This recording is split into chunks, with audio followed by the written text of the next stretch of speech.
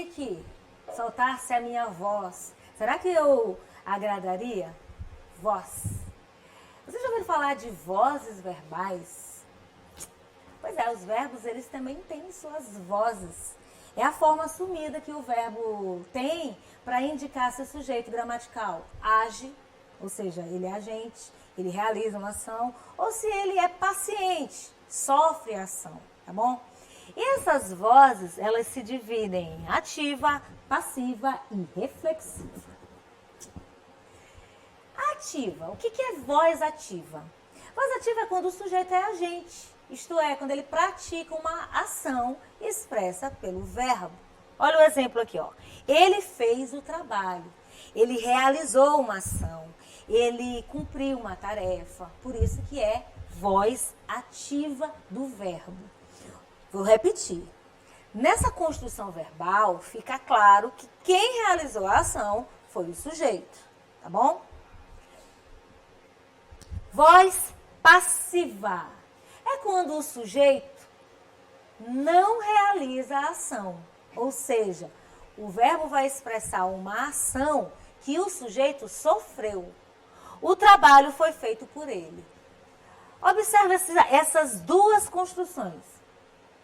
Ele fez o trabalho foi feito por ele. Nessa troca, o trabalho passa a ser sujeito. Mas quem realizou a ação foi ele, que muda de função, que nós vamos chamar de agente da passiva. E a gente também ainda tem a voz reflexiva. É quando o sujeito realiza ações, ou seja, pratica ações, onde ele mesmo vai receber. Quer ver só? O exemplo que eu botei aqui, ó. Feriu-se. Ele se feriu. Quer ver só ações reflexivas? Nós nos penteamos, nós nos banhamos, nós nos coçamos. E por acaso, a gente também pode se ferir, se cortar. Agora, não confunda o emprego do verbo na voz reflexiva com ações de reciprocidade. Quando você diz assim, ó, os lutadores feriram-se, ali é uma briga, né, numa luta, num vale tudo, numa luta de boxe, e um fere o outro, aí é diferente, tá bom? Vamos fazer essa aplicabilidade aqui no texto. Por onde anda Severino? A última ariranha azul em liberdade no mundo mora no Brasil, mas está desaparecida há 2 meses. Se não for encontrada, a espécie corre risco de extinção. Apelidada de Severino, a ave habita na região de Curiçá, no sertão da Bahia. Segundo a coordenação de Comitê de Recuperação da Ariranha Azul, uma equipe de estudiosos e moradores já está à procura de Severino. Há suspeitas de que ele tenha sido atacado por gaviões. A ariranha azul é a menor arara brasileira que existe. Mede menos de 30 centímetros e pesa cerca de 400 gramas. Hoje, há cerca de 40 espécies em cativeiro no mundo todo. No Brasil, são 7. Seu pequeno tamanho e a beleza da cor azul, infelizmente, atraem os traficantes de animais, que caçam e vendem as ariranhas como animais domésticos. Identifique a passagem em que há uma opinião sobre o fato noticiado. Opinião é o ponto de vista que uma pessoa tem em relação a um fato. Fato e opinião não são a mesma coisa. Fato é algo que acontece e a opinião é o pensamento, o ponto de vista que alguém vai ter em relação àquele acontecido. A última ariranha azul em liberdade no mundo mora no Brasil. Isso é um fato ou é uma opinião?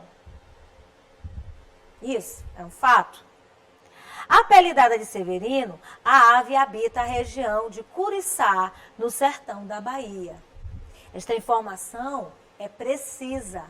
Ela tem uma fonte, nós acabamos de ler. Fato. A ariranha azul é a menor arara brasileira que existe. Nada menos de 30 centímetros. Fato. Seu pequeno tamanho e a beleza da cor azul, infelizmente, atraem os traficantes. Aqui eu tenho uma opinião. Eu posso deduzir que esta opinião leve o autor ao pensamento que, de repente, o desaparecimento da ave tem a ver com o fato de que traficantes possam tê-la pego para, sei lá, o nome próprio não está dizendo, traficar, né? No trecho, a última ariranha azul em liberdade no mundo mora no Brasil, mas está desaparecida há 2 meses. O termo sublinhado estabelece uma relação. Há momentos no texto em que nós precisamos juntar as nossas ideias. E às vezes, nessa construção, essas ideias vão se relacionar com um sentido. Vamos ver aqui, ó. Vou ler de novo. A última ariranha azul em liberdade no mundo mora no Brasil, mas está desaparecida há 2 meses. Ela mora no Brasil, mas ninguém a encontra. Então, eu tenho 2 ideias com relações de quê? A palavra mas é uma conjunção adversativa. Portanto, ela apresenta uma ideia de adversidade, contrariedade. A última ariranha azul em liberdade no mundo mora no Brasil. Porém, contudo, todavia, entretanto, está desaparecida há 2 meses. Nessa construção, você tem 2 ideias que se opõem, ligadas por uma conjunção. Vamos seguir? Há o emprego da voz passiva. Aí nós vamos voltar à questão das vozes verbais. Voz ativa é quando o verbo está construído se relacionando com um sujeito que pratica a ação. Voz passiva é a construção onde o verbo sofre uma ação. E reflexiva, o sujeito age e recebe a ação ao mesmo tempo. Letra A. A espécie corre o risco de extinção. Sujeito, a espécie, o verbo na voz ativa.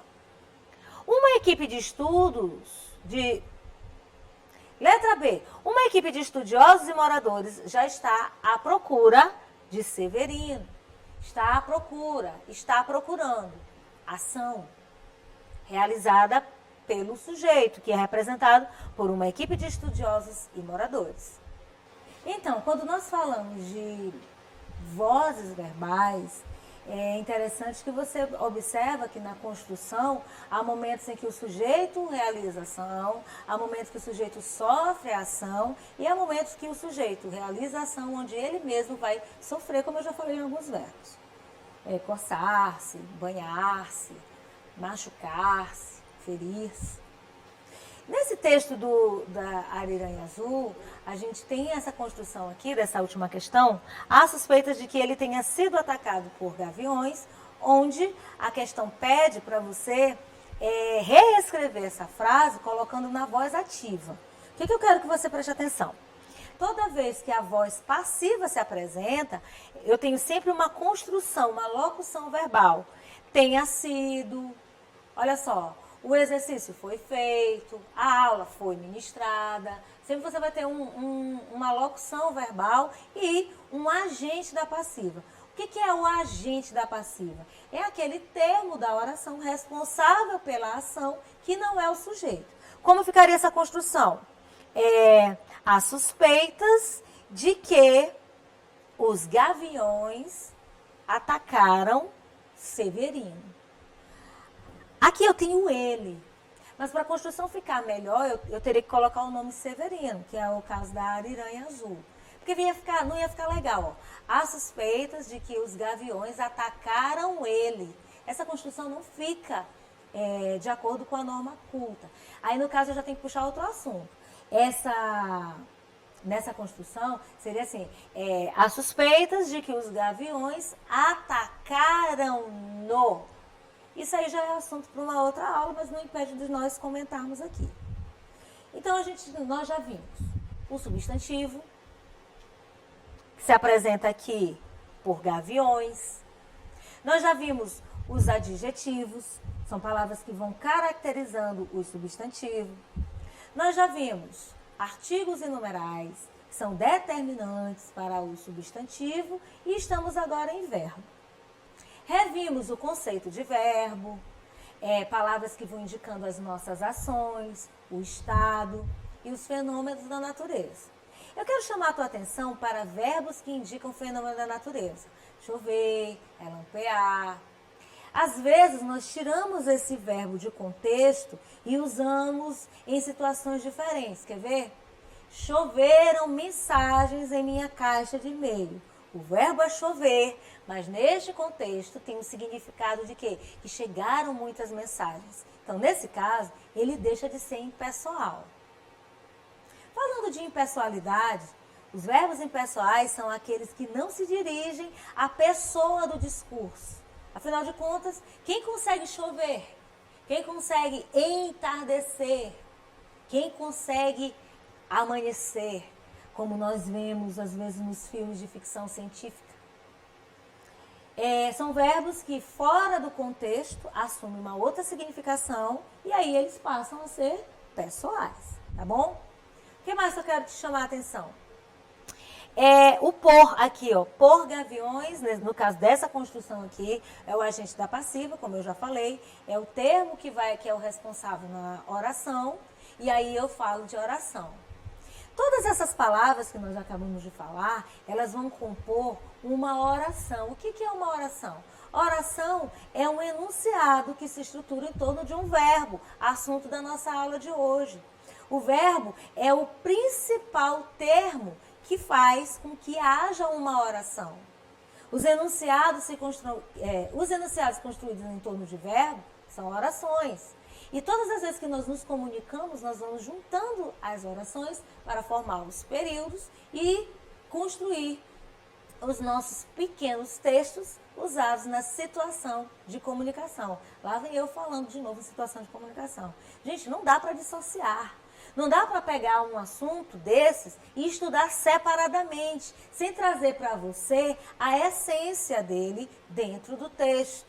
O objetivo da língua é a comunicação, como você já sabe. E toda vez que você ouve repetidamente um assunto, é uma técnica de memorização para que você não esqueça. Tá bom assim? Continuando. Vimos adjetivos, vimos os determinantes, e eles têm funcionalidade dentro de uma oração, como eu acabei de falar.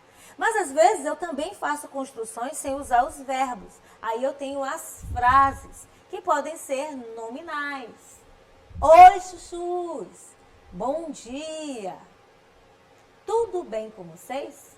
São comandos, são frases que têm sentido, vocês compreendem, mas não são orações. São formados por palavras com o objetivo de comunicar.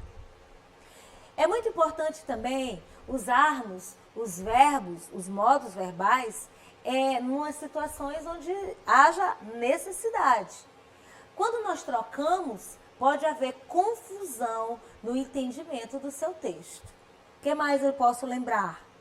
Os verbos também se relacionam com os seus complementos. Nós vamos ver em outras aulas que há necessidade de complementar sentido de verbos para que as orações tenham sentido.